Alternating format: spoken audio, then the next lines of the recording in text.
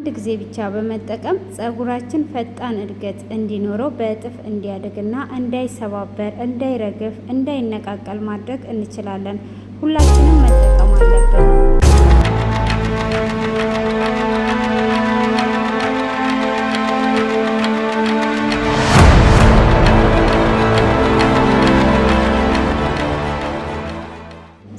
ሰላም ውድ የተወደዳችሁ የተከበራችሁ የቆንጂት ዩቲዩብ ቻናል ተከታታዮች ሰላማችሁ ባላችሁበት ዓለም ዳርቻ በጥፍ ብዝት ይበልላችሁ እያልኩኝ ዛሬም እግዚአብሔር አምላክ ፈቅዶ በጣም አሪፍና ወሳኝ የሆነ በሳምንት አንድ ጊዜ ብቻ የምትጠቀሙት ፀጉራችሁን በጥፍ የሚያሳድግላችሁ የፀጉር ማክስ ነው ይዤላችሁ የመጣሁት። እናንተ ደግሞ በትዕግስት እስከ መጨረሻ ድረስ ከተከታተላችሁ ውጤቱን ታገኙበታላችሁ። በተወሰኑ ግብአቶች ነው የምንሰራው። እዚህ ጋር የተወሰኑትን አሳያችኋለሁ። በዋነኝነት እንግዲህ ሬት ለፀጉራችን እድገት በጣም ወሳኝ ነው። በሁለት እጥፍ እንዲያድግ ከሚረዳን ሬት ነው። እንግዲህ ከሬት ቀጥሎ ደግሞ ያው ግንጅብል አለ። ግንጅብል ደማችንን ያነቃቃልናል። ፀጉራችን እንዲያድግ ፈጣን እድገት እንዲኖረው ከሚረዱን በዋነኝነት አንዱ ነው ማለት ነው።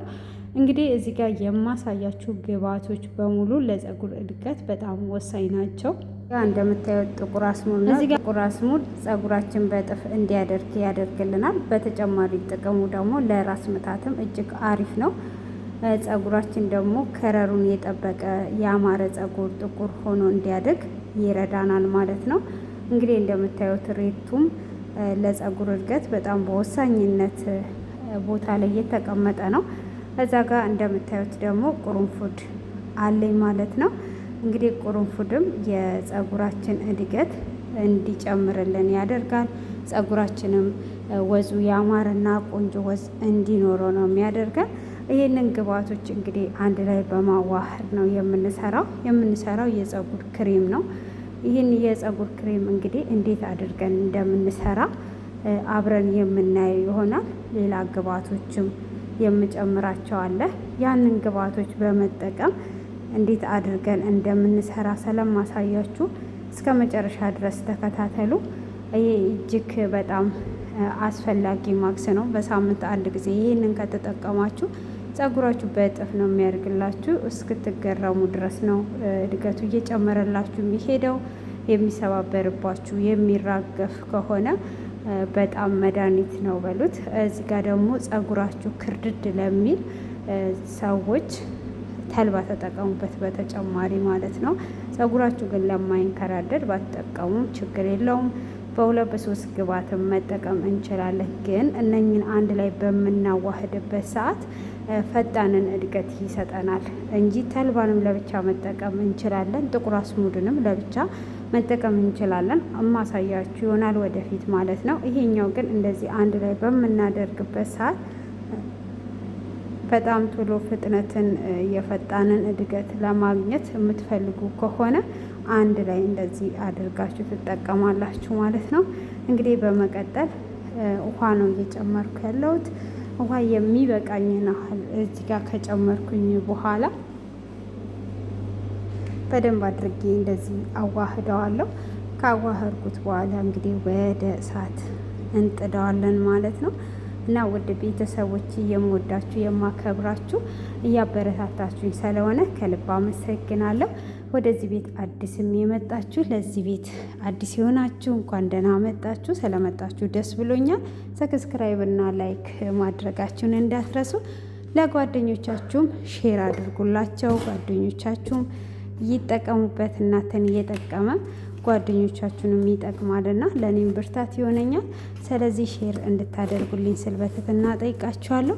ስለምታደርጉም ከልብ አመሰግናለሁ። ሁላችሁንም አመሰግናችኋለሁ። ደግሞ እየተጠቀማችሁበት እያመሰገናችሁኝ ስለሆነ እጅግ ደስ ብሎኛል ማለት ነው። እንግዲህ አሁን እዚህ ጋር እንዳያችሁት በደንብ ተንተክትኮልናል ማለት ነው። እዚህ ጋር ለ30 ደቂቃ ምናምን እንደዚህ ከተንተከተከልን በኋላ እንፈጨዋለን። አለመፍጨትም እንችላለን። እዚህ ጋር ከፈጫችሁትም ካልፈጫችሁትም ምንም አይነት ችግር የለውም። ስትፈጩት ግንጅብሉ ላይ አንዳንዱ ላይ የቀረውን በደንብ አድርጎ ያወጣላችኋል። እዚህ ጋር ስትፈጩት ብዙም አታደጉትም። ትፈጩታላችሁ ማለት ነው። ካልፈጫችሁትም በትኩሱ ስትፈጩም በትኩሱ ነው ማጥለል ያለባችሁ። እዚህ ጋር እንግዲህ እንደምታዩት እየፈጨሁት ነው። ይህንን ከፈጨሁት በኋላ እናጠልና የምንጨምራቸውን ግብአቶችም የማሳያችሁ ይሆናል። ውድ ቤተሰቦቼ የምትፈልጉትን ደግሞ ኮሜንት ላይ አስቀምጡ፣ የምሰራላችሁ ይሆናል ማለት ነው። እንደዚህ ከተጠቀምነው ፀጉራችን ስለማይለቅልን ወይም በማጥለያ ወይም በጨርቅ ታጠሉታላችሁ ማለት ነው። እሱን አጥልላችሁ እስከጨርሱ ድረስ እዚህ ጋር ደግሞ ድንች አንድ ፍሬ ድንችና ማዮኒዝ አድርግ ያለው ማለት ነው። ይህንን አንድ ላይ እንፈጨዋለን አሁንም ማለት ነው። ይህ ክሬም እስኪሰጠን ድረስ በደንብ አድርገን እንፈጨዋለን። እዚህ ጋር እሱ ክሬም ከሰጠን በኋላ ቅድም ላይ ያጠለልነውን ተልባ እና ግብአቶችን አንድ ላይ ያዘጋጀነውን እንዲህ እየጨመርን እንፈጨዋለን ማለት ነው። እስኪ በቃ ድረስ እንደ ፀጉራችን ብዛት ማለት ነው። እዚህ ጋር እንደምታዩት አወጣሁት። ይህን ቅባት ሰርቼላችኋለሁ፣ ተጠቀሙበት። ይህ ቅባት እንዳያመልጣችሁ። ከዚህ ቪዲዮ በታች ነው ያለው። በጣም ምርጥ ቅባት ነው። እሱን እንደምታዩት ጨምሬያለሁ። እሱን ከጨመርኩኝ በኋላ በደንብ አድርጌ አዋህደዋለሁኝ ማለት ነው። በደንብ አድርጋችሁ ማዋህድ ይጠበቅባችኋል። ፀጉራችሁ ስትታጠቡት ራሱ እንዴት ደስ እንደሚላችሁ ልነግራችሁ አልችልም። ልስላሴው ምንም አይነት ነገር ፀጉራችሁ አይረግፍም፣ አይሰባበርም። እና ውድ ቤተሰቦች እንደዚህ አድርገን ፀጉራችንን እንንከባከብላችኋለሁ። እንግዲህ ዛሬ ላይ በሁለት አይነት ነው የማሳያችሁ። ይሄንን አንድ ፍሬ ድንች ነው ድፍኑን ቀቅዬ ቆራርጬ ማዮኔዝ አደረኩበት። እንዳያችሁት ቅባት አደረኩበት። በደንብ አድርጌ አዋርኩት። አያችሁት? ለአይናችሁ ራሱ እንደዚህ ስታዩት እንዴት ደስ እንደሚል እንግዲህ አስቡት። ፀጉራችሁ ላይ ሲያርፍ ቅዝቅዝ ነው የሚያደርጋችሁ። ፍሪጅ አስቀምጣችሁ ከቀዘቀዘ በኋላ እንግዲህ እንዴት ደስ እንደሚል ልነግራችሁ አልችልም ማለት ነው። ይህንን እንግዲህ ለ3 ሰዓት ለ2 ሰዓት ፀጉራችሁ ላይ ማቆየት፣ ከዛም በላይ ብታቆዩ ፀጉራችሁን አይጎዳም። ጠዋት ተቀብታችሁ ምሳችሁን ሰርታችሁ መታጠብ ትችላላችሁ። በተለይ በንጹህ ፀጉር ላይ ብትጠቀሙት በጣም ምርጥ ነው ማለት ነው። ከዛን እንግዲህ በኮንዲሽነር ብቻ መለቃለቅ ትችላላችሁ። ይሄን እንግዲህ ቅድም ላይ ያጠለል ነው አለ። ይህንን ራሱ እንደዚህ ለብቻው መጠቀም ትችላላችሁ ማለት ነው። እዚህ ጋር ዘይትና ቅባት ማለት ነው። የምትፈልጉትን የወይራ ዘይትም ቅባት የምትፈልጉትን ትጨምሩና ለብቻው መጠቀም ትችላላችሁ። እዚህ ጋር ደግሞ እንደምታዩት ግማሽ ሎሚ እየተጠቀምኩ ነው።